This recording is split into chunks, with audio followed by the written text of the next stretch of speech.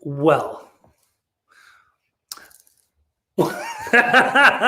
We're live. We're live on TikTok. We're live on Facebook. We're live on Pej's Recovery Corner. Welcome to Pej's Recovery Corner. Today I have my special guest and good friend, Jordan Erling. Welcome to the corner. Thanks for having me. You've been waiting for me to say that to you. I have. This is like a few months that we've had this planned out. The coveted corner. The coveted corner. We are actually at your own corner, Mm-hmm. which is a beautiful living room. This is actually a good spot. We could do this here regularly, Mm-hmm. but you work, so it won't happen.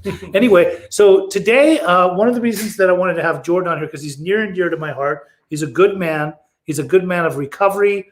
I want to hear about Jordan's journey of why he got to where he got. But definitely today's topic was Rehab Riviera. Yes, sir. From east to west, because you're from Jersey and you came to Cali. We'll get to all that in just a little bit. So first and foremost, like I want to know from the start, who is Jordan? Where did it all start? Well, I was real quick. We have a Nicolas Cage pillow here, in case you didn't know, especially ordered by. It's also made by Sequin. Right? So this is kind special cameo. Special, very, very entertaining. Okay, go ahead. So tell me. Well, so I was born in New Jersey, a great year of 1987, and I was born to a pretty normal family. My parents got divorced when I was young. I was about 3 or 4 years old when they got divorced. So right away, I felt like I was a little bit different than everybody else. Why?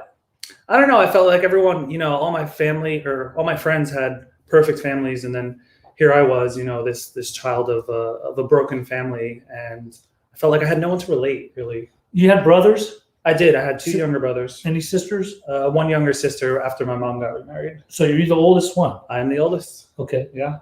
All right. So you felt different, broken family, and?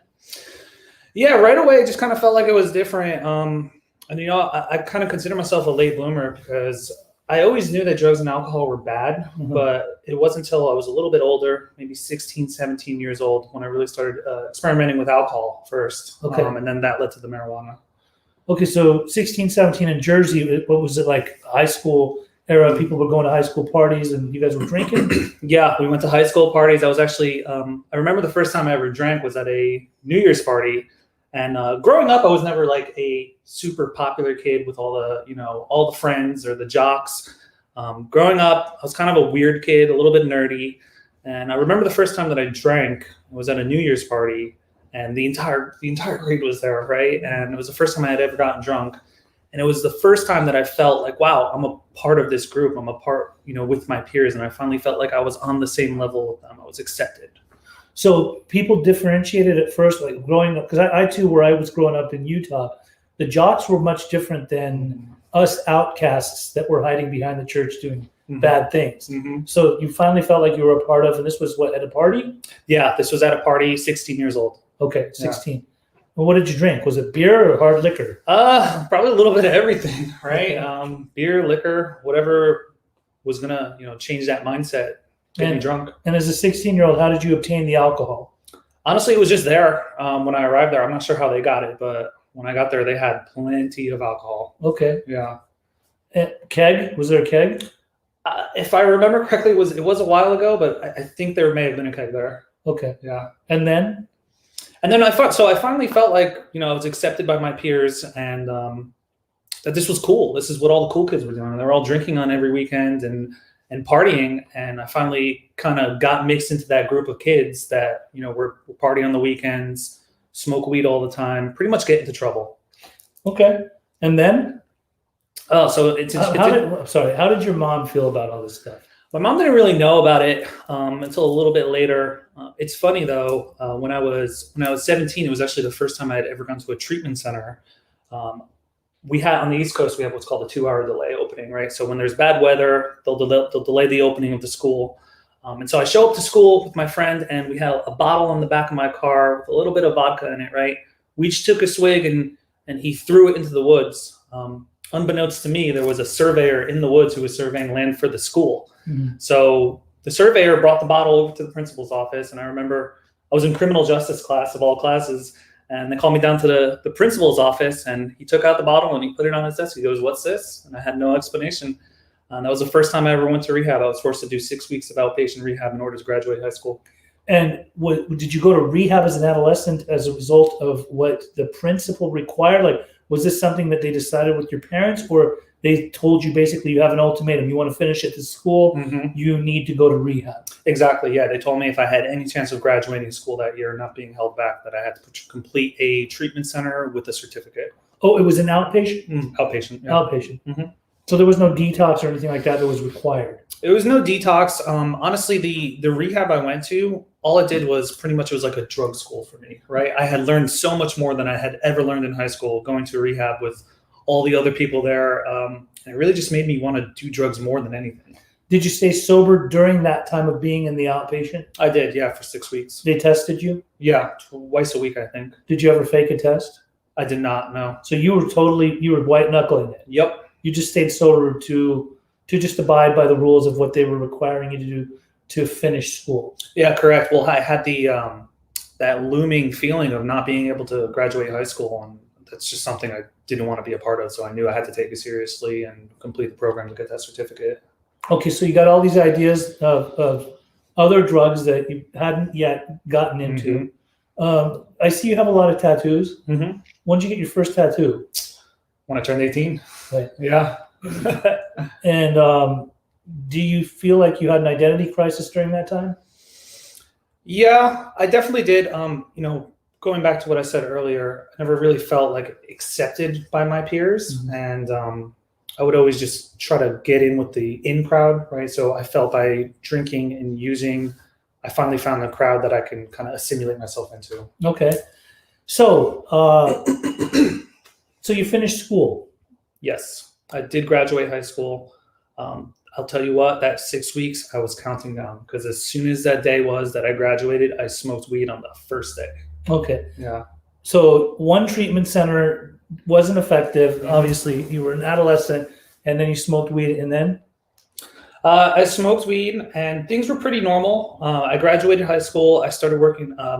Both my parents own companies, so I started working for my father's company doing construction. Not easy stuff, hard labor, and weed was my next love. Never really big into the alcohol, but I loved smoking weed. I loved having large quantities of weed, showing up to parties, and once again, buying your friendship by smoking you out. I'm bringing all this weed and I'm allowing you to smoke with me. How were you affording to buy? Were you living with your family still? Yeah, at that point, I was still living at home with my mom.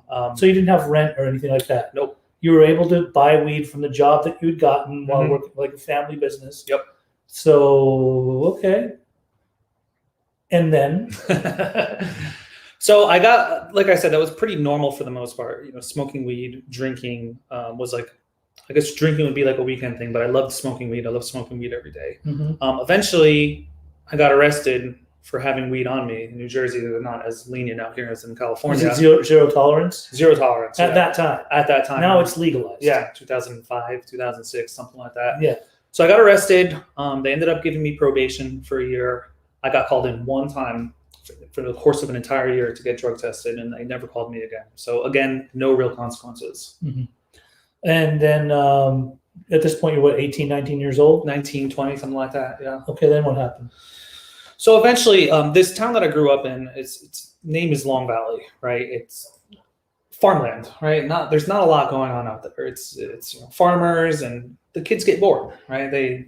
Eventually the weed wasn't enough. Right? And I remember I was at my friend's house one time, and he had these Oxycontins, and I had never heard of Oxycontin. I had heard of Oxycontin. I've heard of it called as like hillbilly heroin.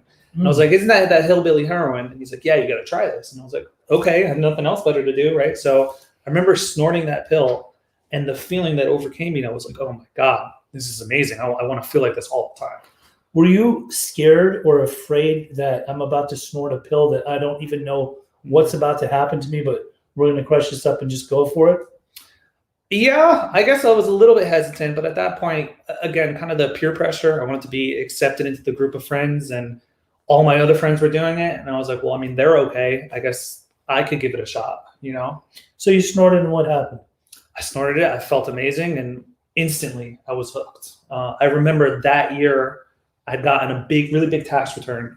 So what does any smart drug addict do? They open up shop, right? I started going down to some sketchy areas, Newark, Elizabeth, Patterson, and started buying these pills wholesale and then driving back to my suburban town and selling them. Wholesale from who? You know what? I don't even remember how I met the guy. I knew a guy, right? Or I knew a guy through someone else. And then we'd go buy them for half the price that they would sell retail. And then I would drive back to where I was living. Mhm. And honestly, by the time I was even done, it's a 45-minute drive, they'd all be sold. I do know, like in the early 2000s, there were the Oxy 80s, Mm-hmm. and out here in California, if you knew a certain particular doctor that you would go and see, and Mm-hmm. you'd go and do like a checkup, sort of, and let them know like what kind of pains you had. Mm-hmm. Those doctors, which they're dirty doctors, Yep. they would prescribe you like oxys. And back then, like the Oxy 80s were like the big deal because Mhm. a lot of I didn't get into oxys, but I was tweaking. Yeah. So often we would find those types of doctors. We'd get the Oxy 80s, and then Mhm. all of our heroin buddies, like the people that were shooting dope, would love those because they could, basically, Mhm. shoot them. Like Yep. they could shoot that stuff. And then the oxys obviously changed over a period of time. But so that's how you were obtaining them. How long were you hooked on oxys? Ooh, that started my journey of my love affair with opiates. So everyone knows the story. You don't get high on your own supply, right? Mhm. But eventually the habit just became too expensive, right? I started taking more and more out of things that I was supposed to be selling to other people. And eventually I was broke. I had no money. And I was in a tumultuous relationship with a female. And You became your own best customer exactly. and worst. Yeah, precisely. And was it just oxys, or was it all kinds of opiates like Vicodin or Norcos or anything like that? Well, it's funny because Percocets. originally it was the Oxy 80s, and then during the course of my addiction, I guess they changed the formula on those, Yes. so you couldn't Became abuse Roxys or them. Yeah, something? you They couldn't became abuse them Roxys. as much. So then I went to the 30 milligram Roxys, Right. which Yeah. eventually became too expensive as well. And were you just using it as a pill? No, I was crushing it and snorting it. Okay. Yeah. Were you ever a shooter? Well, so eventually I never shot pills, but eventually the Roxycontins became so much money. And all my friends would say, hey, why don't you just get heroin? It's the same thing. And I said, you know what? I might try that. So eventually went down to Patterson, started meeting these street dealers, extremely dangerous, right? Meeting these street dealers and buying heroin for half the price of a Roxy. Right. And typically this happens a lot. Mm-hmm. There's a lot of people that will start off with pills, Mm-hmm. with opiates, and sometimes they're prescribed by a doctor because they legitimately have some kind of a pain or something like that, Mhm. like back pain, back surgery or something like that. And then the next thing you know, because they develop that dependency and they can't get more from their doctor because they're med seeking, Mm-hmm. they will then resort to transferring and changing it up and just going straight to heroin. Yep. So the heroin on the East Coast was China White. China White. So it's nothing like on the West Coast where it's mostly black tar. No, not at all. Little baggies. We call them bundles. You get these little bundles. It was like $40 for a bundle, or if you wanted 5 bundles, it was $180. First time you ever were going to try heroin, obviously you were already in that opiate mind state, like where you were addicted to the opiates. So was there no questions asked? Like, I don't care that this is heroin. I just need something that's going to make me feel like the oxys do. Pretty much. I mean, there was a little bit of a stigma attached to heroin because you hear it's the worst of the worst, right? But once I had tried it and I finally got that effect that I was looking for, I was like, oh, it's exactly like the pill. The pill is just made in a lab. So you're just like, perfect. Yeah, exactly. This is what I need. Exactly, for half the price. And you were snorting it or smoking it? I started by snorting it, and eventually I just couldn't.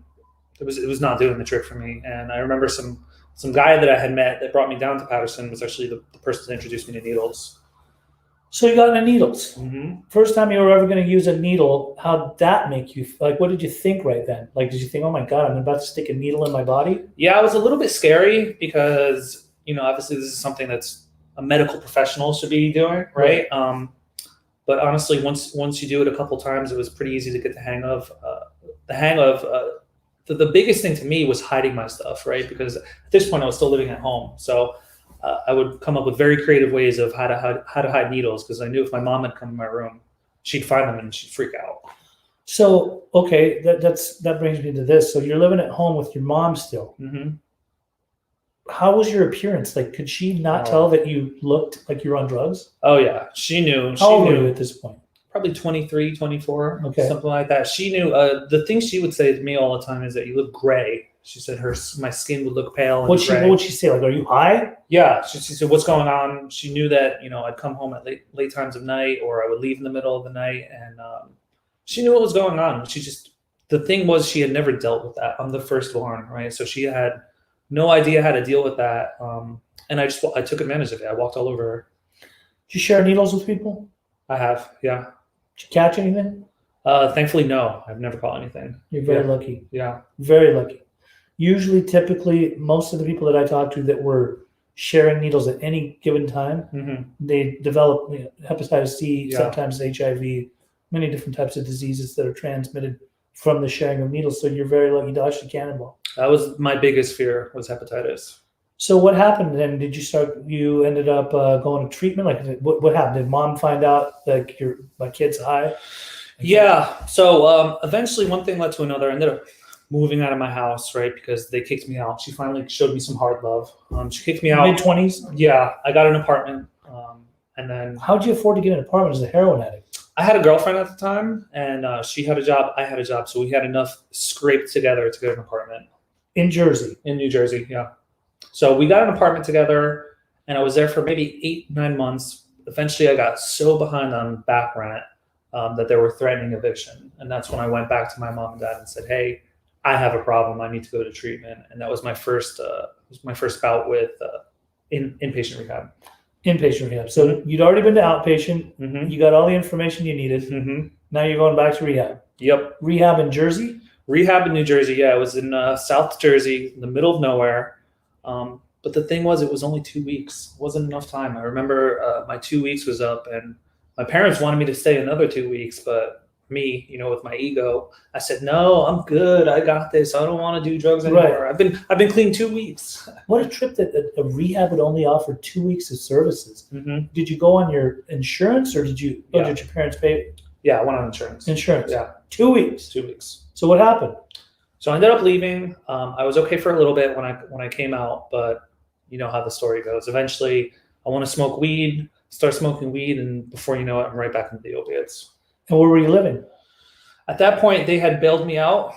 So they had got me the apartment back. They helped me catch up on my back rent. Well, good enabling parents. Yeah, but eventually... They're thinking, my son went to rehab for 2 weeks. He's cured. Yeah, exactly. Let's just save him. Yep. Okay. They bailed me out, and eventually I got evicted. Got evicted from there after how long? Probably another 3 or 4 months. Okay. Yeah. So now you're probably 26, almost. Yep. Then what? So at that point, I was hopping from place to place, right? We got evicted from homes? Homes, yeah. Okay. So we got evicted from the first place, lived in another room for rent, left that place, went to another place. We're just hopping from place to place until the bills catch up with us. Right? With the girlfriend? With the girlfriend, yeah. It all came to a head though. She would work at a hospital, right? And she was the courier for the hospital. So she would take the bank deposits to the bank. And we figured out one day that if she took money from the bank deposit from the hospital, maybe like 2 or 3 days before her paycheck, we could afford to go down to Patterson, pick up drugs, come back, and then when she got paid in like 2 days, she could just put the money back and deposit it in the bank, or the hospital wouldn't notice. So that's what we were doing. That was our little scheme. That's some drug addict shit. Yeah. So obviously she was a drug user too. Mm-hmm. Was she shooting dope too? Yeah. Both you guys, together. Romantic. Love, right? Yeah. Okay, that drug-induced, heroin shit. Yeah. Love stuff. Romanticized. Okay, so then what happened? So it all came to a head one night when we were doing that. We went to Patterson, and at this point, I was the drug dealer. I would pick up the stuff at Patterson, and there were people that lived in the suburbs, right, that didn't want to risk going to the hood pretty much to go pick it up. So I'd pick some up, I'd come back, I'd sell to them for a premium so I'd get my stuff for cheaper. And that's what we were doing. We went to Patterson, we went and picked up.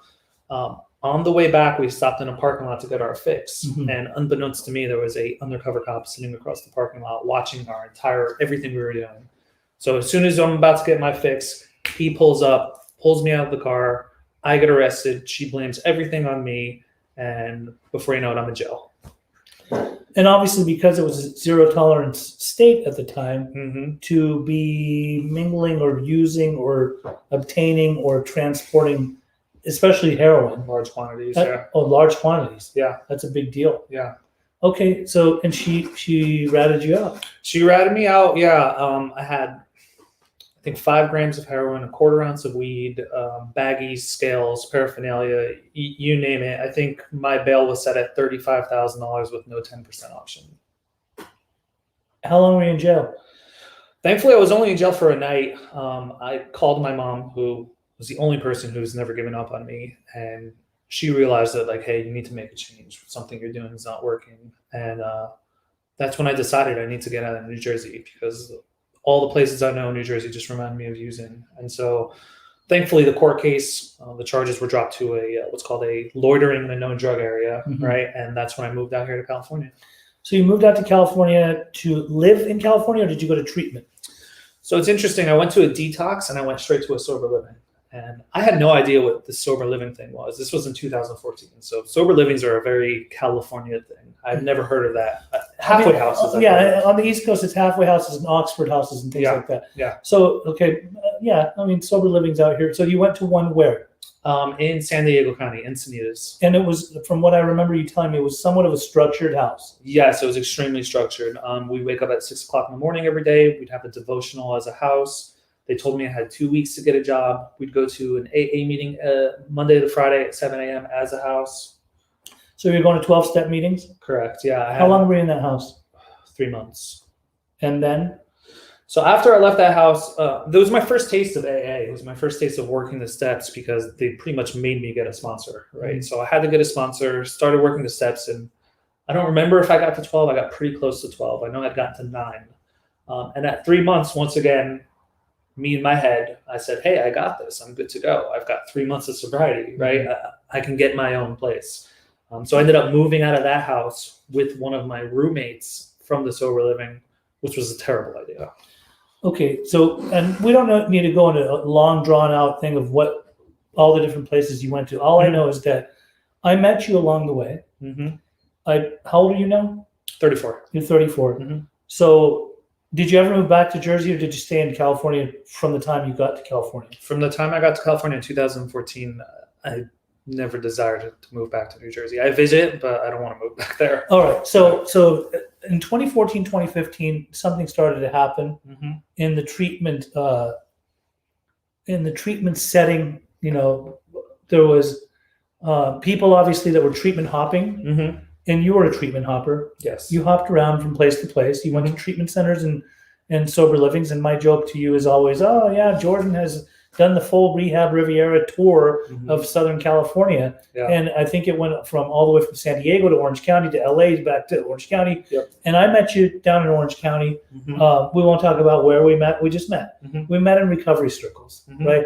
And I know that, especially in 2015, 2016, it had become the wild, wild west. There was a lot of different people that weren't just hopping, but there was body brokers that were placing people in treatment centers, and they were enticing them with certain things. They would basically tell them, go to the center since you're newly used, like you just got done using. We'll put you in this detox and residential. Stay in touch with me, and then afterwards, if it doesn't work out, I got a better place for you. You stay in touch with me all the way up until. Did you get caught up in that game? Thankfully, I've actually never got caught up in the game. I've had several offers, so I'd be at several treatment centers where I've heard about it, and getting paid to go to treatment center to treatment center, and for a guy like you that wasn't ready to stay completely sober, that didn't sound like something you wanted to do. It just sounded very illegal. It sounded sketchy to me. And, it's funny for someone that not that you were living the most legal lifestyle. I was gonna say, for someone that does a lot of illegal things, you would think I'd hop right on that. Yeah. But seriously, Jordan, I'm surprised you did not do that. I think you had. Sometimes I believe, even when we're in the depths and throes of our disease, we sometimes have some this intuition that this just doesn't feel right. Like this right here could get me in trouble. Yeah. So that's probably what I'd imagine what you were avoiding. Because at the time it wasn't totally illegal for somebody to accept money to put someone in treatment, let alone for somebody to give someone money. not yet Yep. until 2018. Mm-hmm. That's when the laws changed. Mm-hmm. So then it became you cannot purchase clients Mm-hmm. or body broker or human traffic. Yeah. You can't do that. It became an actual law, like ECRA. I believe it was called the ECRA law. And once it was put into place, I think Trump had passed this bill that if anybody is caught doing that, then whatever. So then the feds got involved, and there's obviously like forces that would investigate.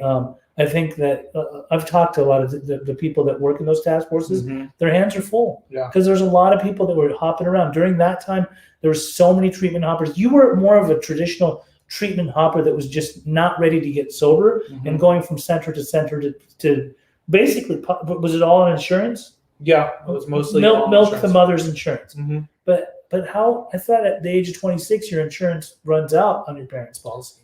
My mom paid for my own insurance because she wanted me to get sober, and I think part of the reason why I didn't engage in the treatment hopping thing is deep down I did want to get sober, and I knew that if I got mixed up in that kind of thing, my mother would probably be devastated. So there was a part of you that wanted to get sober. Mm-hmm. The only problem is your, what we'll call it, a disease, your ego, your illness, your mental illness was so powerful that during your process of going from place to place to place, you may walk in with an attitude or an idea of, I want to get sober, but then you get in there and next thing you know, you have some romanticizing stories of how you used to shoot dope or do drugs. So in your journey of hopping from place to place to place, obviously in between, you were relapsing a lot, right? Of course. And you were shooting dope out here in California?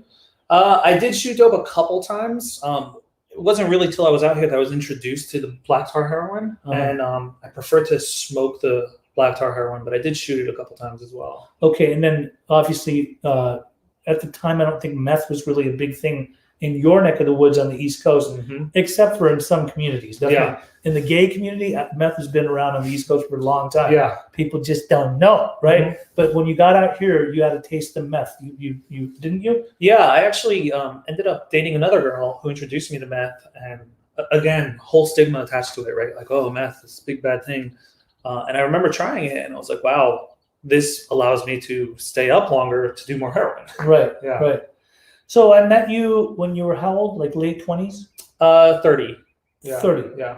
Okay. And how long are you sober now? A little more than 3.5 years. 3.5 years. Yeah.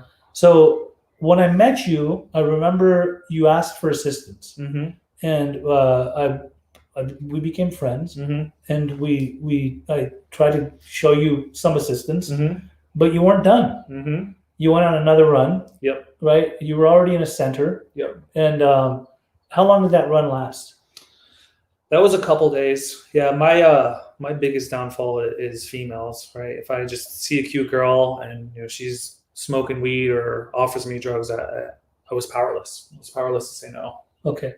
So how long you were out for, like a few months or?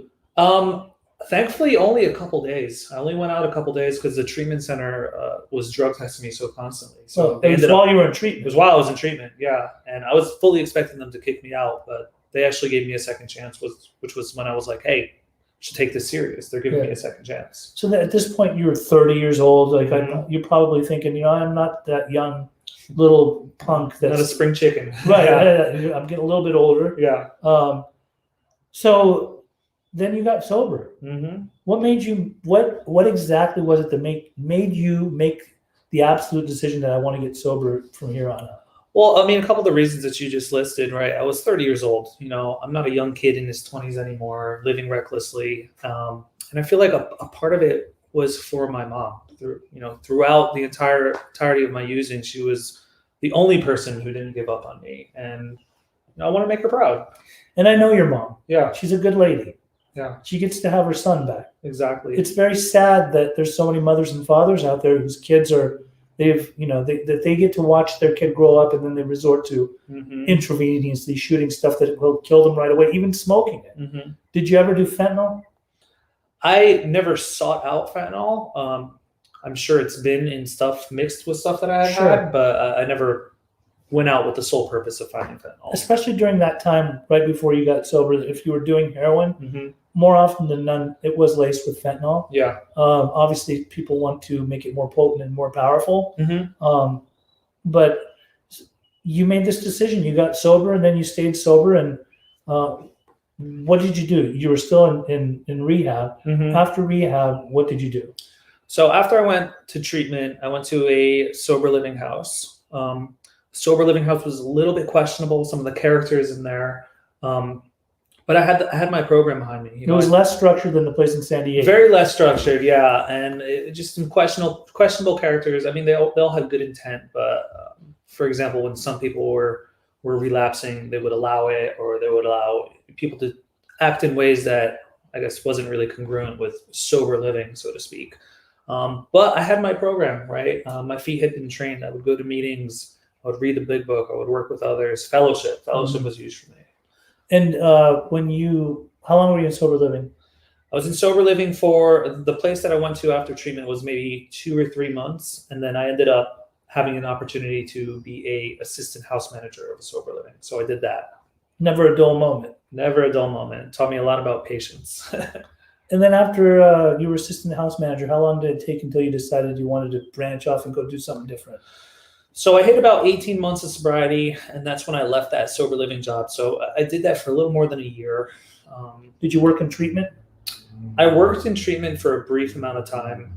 The treatment center I worked at, it didn't vibe with me because I saw a lot of people doing the body brokering thing or the treatment hopping thing, and I felt like my efforts were being wasted because these people don't care anything about what I have to say. They're just here to make money. Yeah, it's a stepping stone to the underbelly of the beast. Exactly. Not that they're not already living there. Mm-hmm. Now, after that, did you do student loans? Yeah, I did do student loans. Student loans is a typical job that a lot of newly sober people get to help do what? What do they do? What does it encompass? It's a student loan restructuring program.